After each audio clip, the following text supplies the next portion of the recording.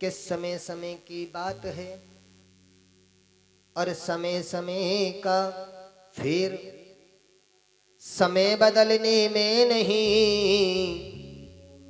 लगे जरा सी देर कि समय बनता है तो सब घेर लिया करते हैं और जब समय बिगड़ता है रानी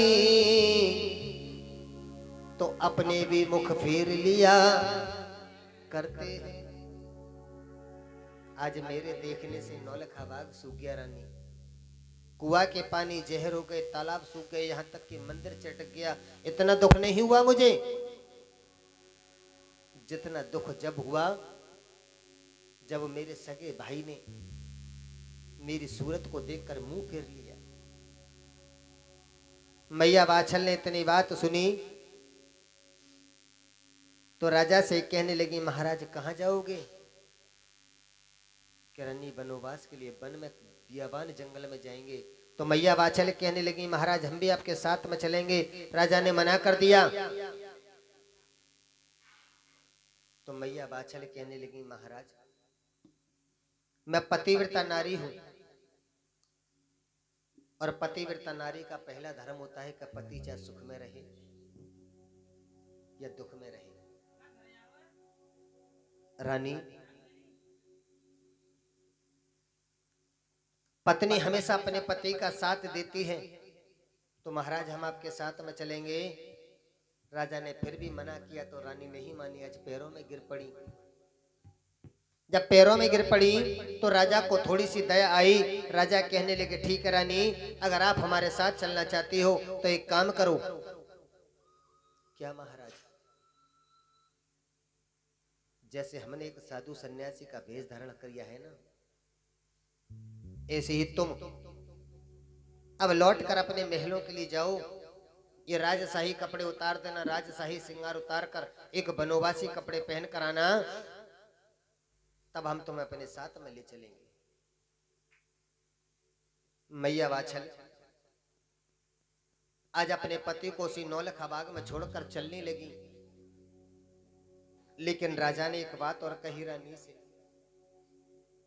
रानी जा तो रही हो, जब तुम लौट कर आओ ना तो हमारे लिए एक लोटे में जल लेकर आना, क्योंकि अब इस नौलखा बाग में ऐसा कोई कुआं, ऐसा कोई तालाब नहीं बचा जिसका जल हम पी सके। मैया दौड़ी दौड़ी नौलखा बाग से अपने महलों के लिए आई।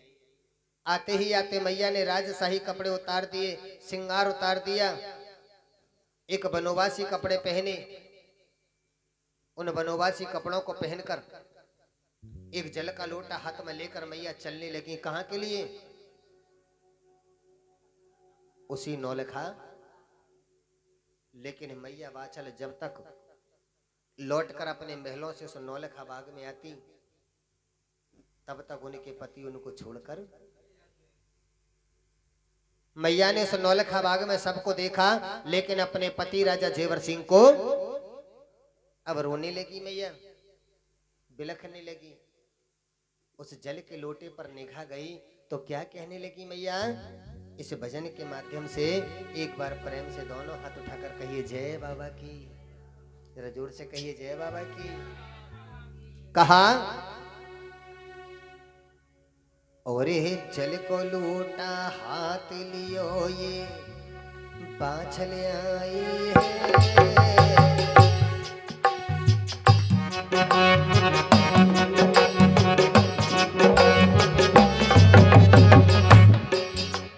जल को लोटा हाथ लियो ये बाछल आई है, और पति न पड़े दिखाए पटक धरती पर खाई है। और पति न पड़े दिखाए पटक धरती पे खाई है। पति न दिए दिखाए पटक धरती पे खाई है। यहो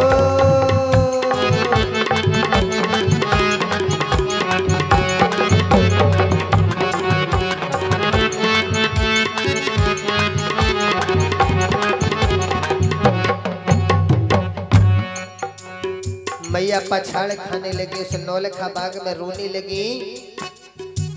लेकिन मैया बाछल के कड़ पुकार सुनने वाला पछाड़ खा रही है मैया, और क्या कह रही है? विधाता कैसे रूठ गए, आज मेरे भगवान भी मुझसे रूठ गए।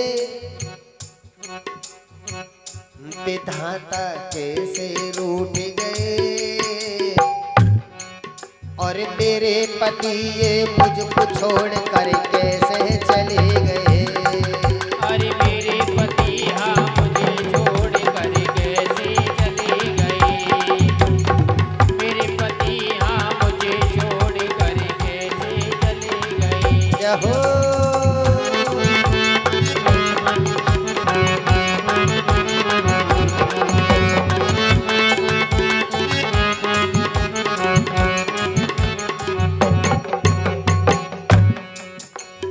मैया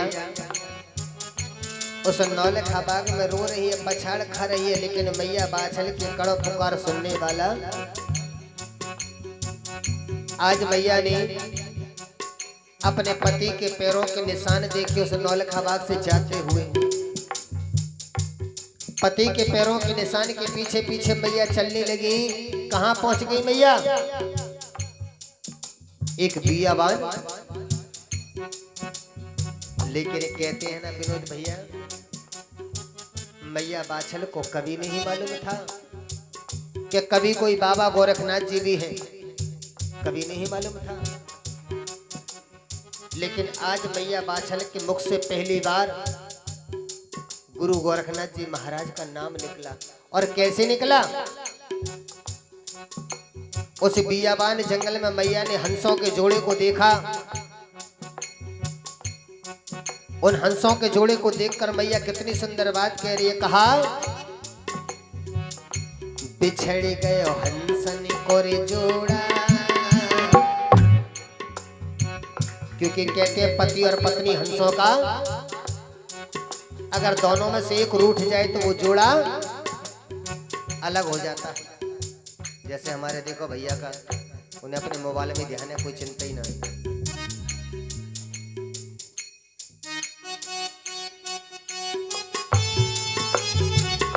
बिछड़ गए हंसन को रे जोड़ा,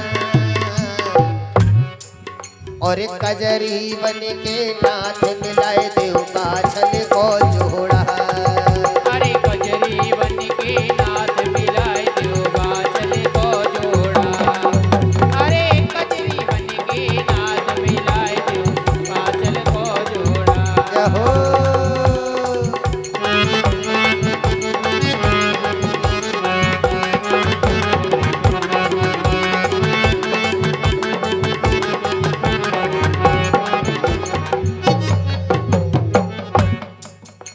मैया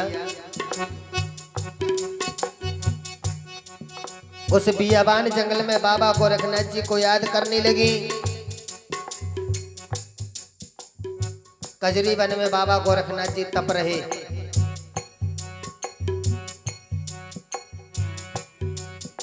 आज रानी बाछल के रोने की आवाज बाबा गोरखनाथ जी के कानों में पड़ गई। पड़ी जब कहानन मेरे बहानी, जब कानों में रोने की आवाज सुनाई दी तो ओगड़नाथ से कहने लगे, बेटा ओगड़नाथ, मेरे कानों में किसी माई के रोने की आवाज आ रही है। पड़ी जब कहानन मेरे बहानी, और बेटा ओगड़नाथ बहाए रही नैनन से बहानी। अरे बेटा ओगड़नाथ बहाए रही नैनन से पानी। अरे बेटा ओगड़नाथ बहाए नैनन से पानी।